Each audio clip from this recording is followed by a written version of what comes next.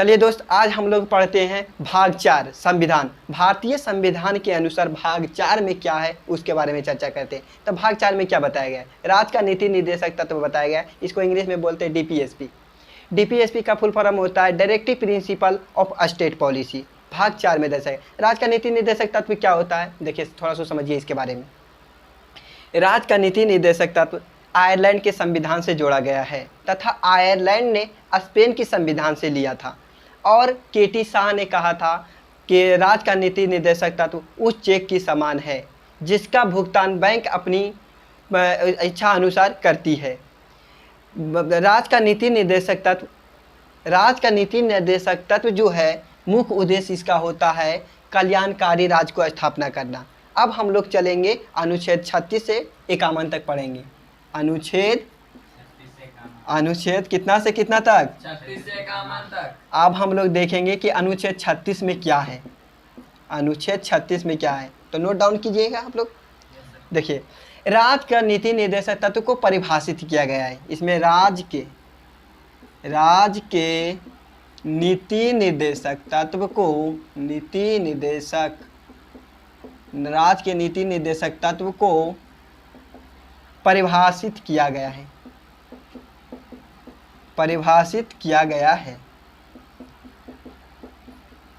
राज्य के नीति निर्देशक तत्व को परिभाषित किया गया है। अनुच्छेद 37 में क्या होता है?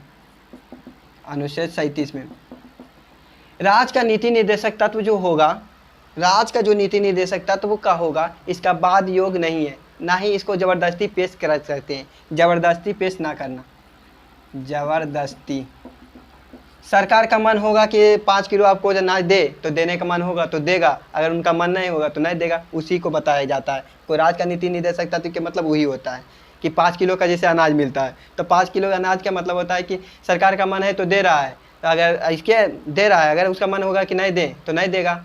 आप इसमें आम जनता जो होता है इसमें ना कि केस कर दे, इसमें केस नहीं होगा कि सरकार पर हम केस कर दें, हमको काहे नहीं मिल रहा है। इसमें कोई कानूनी ज़बरदस्ती पेश नहीं किया जा सकता। और बाद योग इसका नहीं है,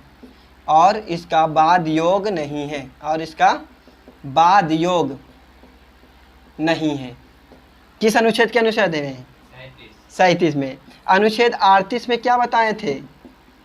अनुच्छेद 38 में देखिए 37 में क्या बताए थे? राज्य का नीति निर्देशक तत्व। 37 में क्या बताएं? इसे ज़बरदस्ती पेश नहीं किया जा सकता है। अनुच्छेद 38 में क्या बताए थे? अनुच्छेद 38 में क्या बताए थे आप लोग को? पहले हमने पढ़ाया था लोक, जैसे में इसमें बताए थे लोक कल्याणकारी। देखिए लोक कल्याणकारी के मतलब होता है कि सरकार जनता की लोक कल्याण की कार्य करेगी। जैसे में सामाजिक, आर्थिक और राजनीतिक न्याय के बारे में बताए थे। सामाजिक, आर्थिक और न्याय के बारे में प्रावधान किस में किया जाता है? अनुच्छेद 38 में बताया जाए। अनुच्छेद 39 में देखो बताया गया है समान काम के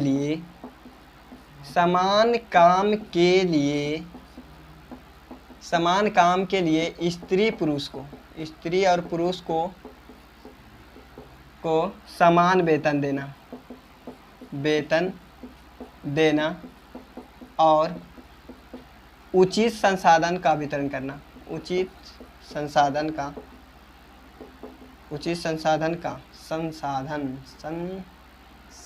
का वितरण। देखो अनुच्छेद 39 में जो बताया गया है समान काम के लिए स्त्री पुरुष को समान वेतन देना तथा उचित वितरण करना, संसाधन को वितरण करना। यानी पहले के ज़माना में क्या होता था कि एक ही कार्य है, जैसे 10 घंटे की कोई कार्य कर रहे हैं तो पुरुष को जो होता था प्रॉफिट जो होता था, पैसे जो दिए जाते थे उसको ज़्यादा दिया जाता था और स्त्री को क्या दिया जाता है? कम दिया जाता था। तो उसमें प्रावधान किया गया है इसी को कि एक काम के लिए अगर व्यक्ति दोनों सेम काम को कर रहे हैं तो दोनों को क्या होगा? समान पैसा दिया जाएगा ना। कहाँ दिमाग है? तो यहाँ पर समझने पर ध्यान फोकस करो, ठीक। अनुच्छेद 40 में जाने, अनुच्छेद 39 हो गया। 39 के काम में भी बताया गया है ना। 39 के काम में एक अनुच्छेद जोड़ा है। अनुच्छेद 39 के काम में क्या बताया गया है? निःशुल्क विधि सहायता। जैसे में निःशुल्क विधि सहायता के बारे में चर्चा की जाती है। विधि सहायता की चर्चा की जाती है अनुच्छेद 39 में। अब हम लोग चलेंगे अनुच्छेद 40 में। अनुच्छेद 40 में होता है ग्राम पंचायत का संगठन। ग्राम पंचायत का संगठन।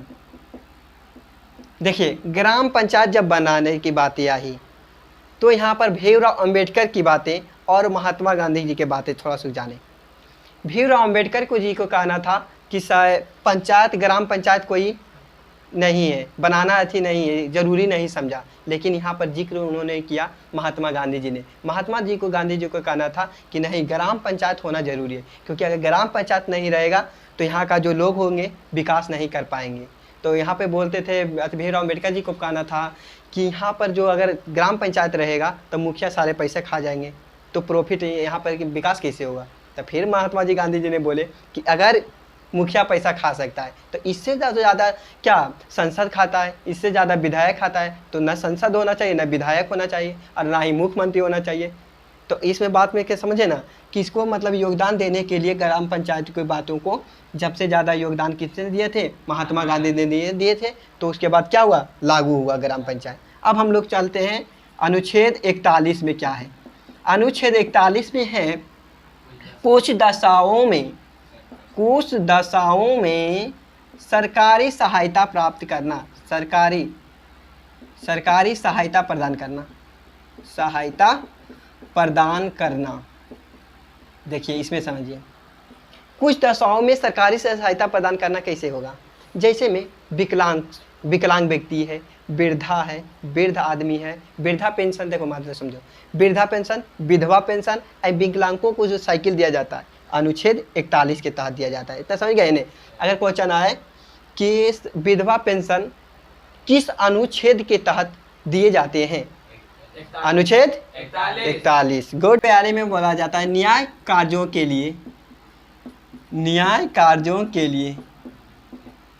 के लिए मनोनीत दशा को प्राप्त करना, मनोचित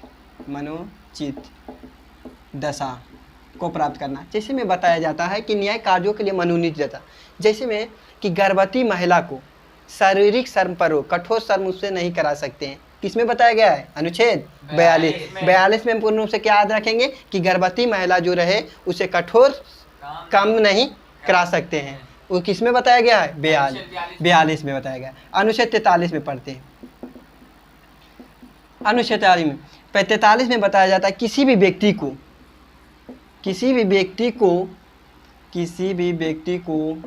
इतना मजदूरी दिया जाए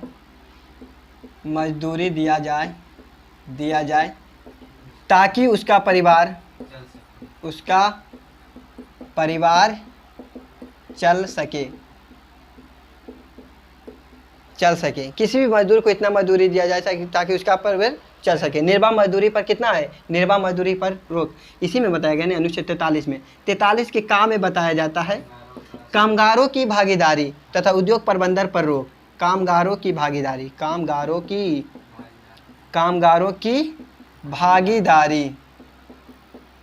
तथा उद्योग प्रबंधन पर रोक। और इसी के खा में बताया जाता है, खा में सहकारिता।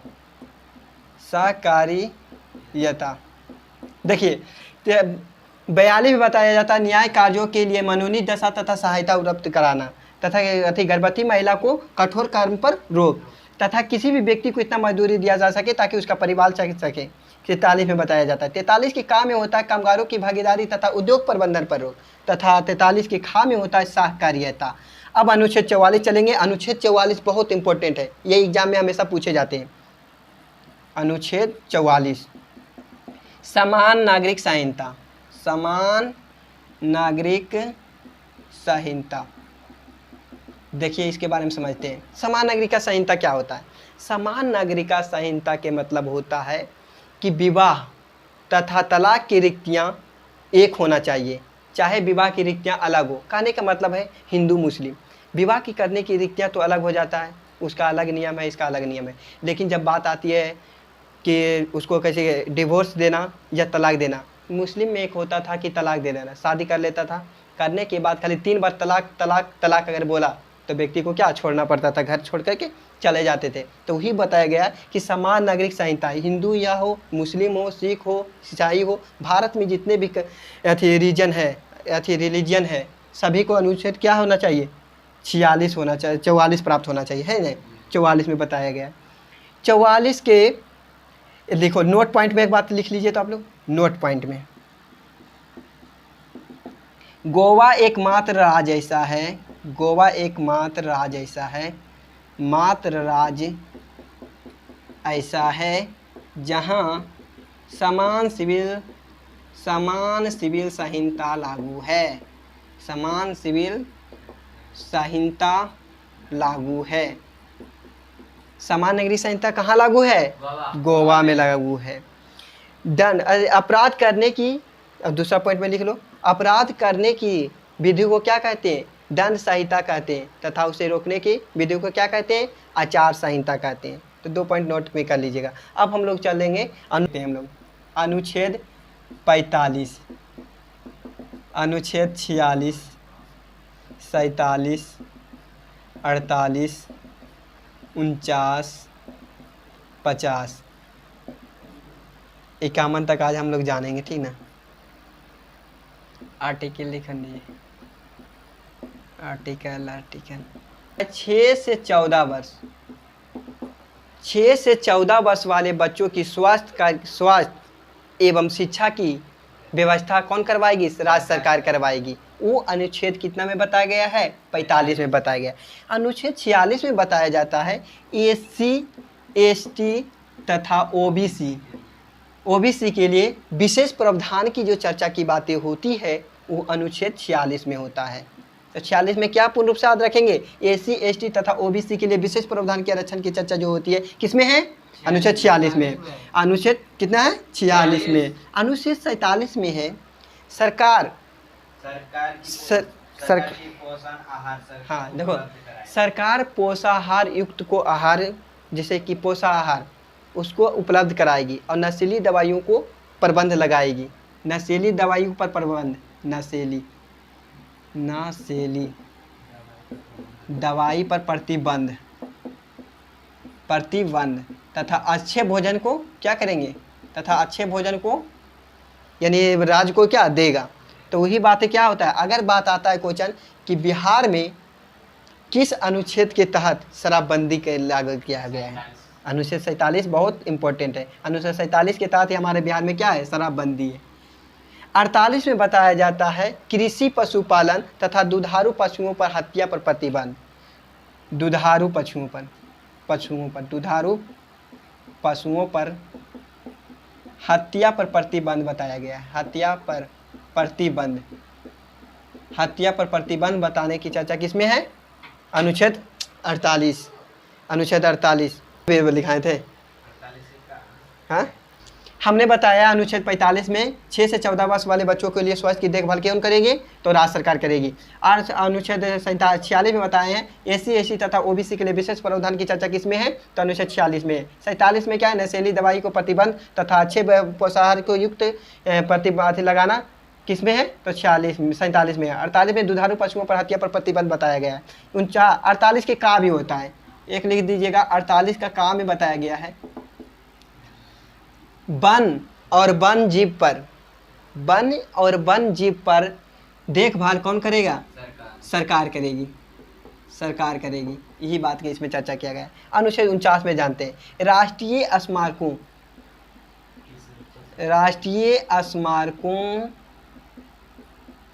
की सुरक्षा सरकार करेगी।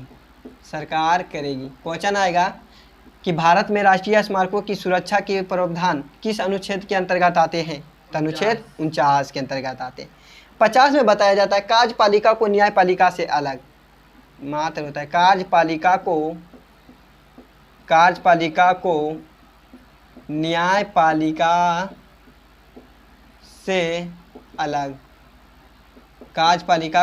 न्यायपालिका से अलग प्रावधान की गई है।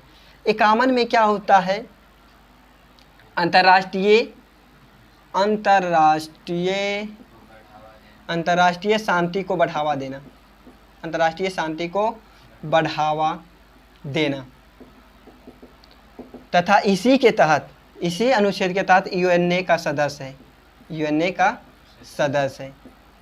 अब मात्र 2 मिनट लेंगे आप लोग को, अब पूरा आर्टिकल 36 से 51 रिवाइज करा देते हैं। ठीक, आप लोग बोलेंगे अनुच्छेद 36 में हमने क्या बताया, राज्य का नीति निर्देशक तत्व तथा उसके प्रावधानों की चर्चा की गई है। 37 में हमने बताया कि राज्य का नीति निर्देशक जो तत्व होता है जबरदस्ती पेश नहीं करा सकते, इसके लिए आप कोर्ट नहीं जा सकते। 38 में हमने बताया है, 38 में हमने क्या बताया जी, लोक कल्याण करेंगी, सरकार लोक कल्याण कार्यों की कार्य करेगी। लोक कल्याण के मतलब होता है सामाजिक, आर्थिक, राजनीतिक न्याय। 39 में हमने बताया समान नागरिक समान काम के लिए स्त्री पुरुष को समान वेतन देना तथा उन समान काम के लिए स्त्री पुरुष को समान वेतन देना। और 40 में हमने बताया ग्राम पंचायत का संगठन। 41 में बताया कि कुछ दशाओं में सरकारी सहायता प्राप्त करना चाहिए, विधवा पेंशन, वृद्धा पेंशन तथा विकलांगों को साइकिल देना। 42 में हमने बताया कि न्याय संगत कार्यों के लिए मनोनीत दशा तथा सहायता प्राप्त करना। जैसे में बताया जाता है कि गर्भवती महिला को कठोर श्रम पर रोक लगाना तथा 43 में कितना मजदूरी, निर्वाह मजदूरी पर रोक होता है तथा इसमें का होता है, 43 के का होता है उसमें होता है कामगारों की भागीदारी तथा उद्योग प्रबंधन पर रोक तथा खा में होता है सहकार्यता, सहकार्यता के वर्णन होता है 43 के खा में। 44 में देखो अनुच्छेद बहुत इंपॉर्टेंट है, समान नागरिक संहिता की बातें कहती है, समान नागरिक संहिता 44 के अंतर होता है। गोवा एकमात्र राज्य है जहाँ सिविल संहिता भी वर्तमान में लागू है। जितना भी आज पढ़ाए हैं 2 मिनट में रिवीजन कराते हैं, आप लोग ध्यान से देख लीजिए। समान नागरिक संहिता 45 में हमने बताया, 45 में हमने क्या बताया, 6 से 14 वर्ष वाले बच्चों के लिए देखभाल, स्वास्थ्य तथा शिक्षित करने के प्रावधान की चर्चा की गई है, तो अति देखेगा, राज्य सरकार देखेगा। हमने 46 में बताया SC ST तथा OBC के लिए विशेष प्रावधान की चर्चा आती है, तो 46 में। 47 में हमने बताया सरकार पोषायुक्त आहार को उपलब्ध कराएगी तथा नशीली दवाइयों पर प्रतिबंध लगाएगी। जैसे में अभी बिहार में वर्तमान में जो है शराबबंदी है, तो अनुच्छेद 47 के तहत ही बंद है। 48 में मैंने बताया दुधारी कृषि तथा दुधारी पशुओं पर हत्या पर प्रतिबंध, यानी गौ माता की हत्या जो करते हैं इस पर प्रतिबंध लगाना चाहिए और जल्द से जल्द एक्शन लेना चाहिए। हमारे बिहार में अब तक कोई भी ऐसा मुख्यमंत्री नहीं है जो कोई अभी तक एक्शन नहीं लिया। अब वर्तमान में अब ऐसा ही नेता चुने जो इस पर प्रतिबंध लगा सके। चलिए, और अनुच्छेद 48 एवं वन जीव पर हत्या पर प्रतिबंध, जैसे कि वन हो गया, जंगल के जितने भी जंगली जानवर हैं उस पर कोई व्यक्ति आम आदमी मार नहीं सकता है। उस पर क्या है, उस पर अगर मार दिया तो उस पर क्या होता है, कानून कार्रवाई की जा सकती है। 49 में हमने बताया कि राष्ट्रीय स्मारकों की सुरक्षा के प्रावधान तथा राष्ट्रीय स्मारकों की सुरक्षा की देखभाल कौन करेगी, सरकार करेगी। तथा 50 में हमने बताया कार्यपालिका को न्यायपालिका से अलग करना। तथा 51 में हमने बताया अंतर्राष्ट्रीय शांति को बढ़ावा देना तथा इसी के अनुच्छेद के तहत भारत यूएनए का सदस्य बना है। इसके तहत होता है ना कि अंतर्राष्ट्रीय शांति के मतलब होता है अंतर्राष्ट्रीय शांति में कहीं हमला हो रहा है, कुछ हो रहा है, अगर भारत के पास शक्ति है तो उसे रोक दे, उसका रोक सके, उसका कोई हल निकाल सके, यही प्रावधान। चलिए, आज हमने 36 से 51 तक पढ़ लिए। अब नेक्स्ट वीडियो पढ़ेंगे हम लोग 52 से 52 पढ़ेंगे जो राष्ट्रपति के। आज के लिए वीडियो में रहने देते हैं, जब तक के लिए जय हिंद।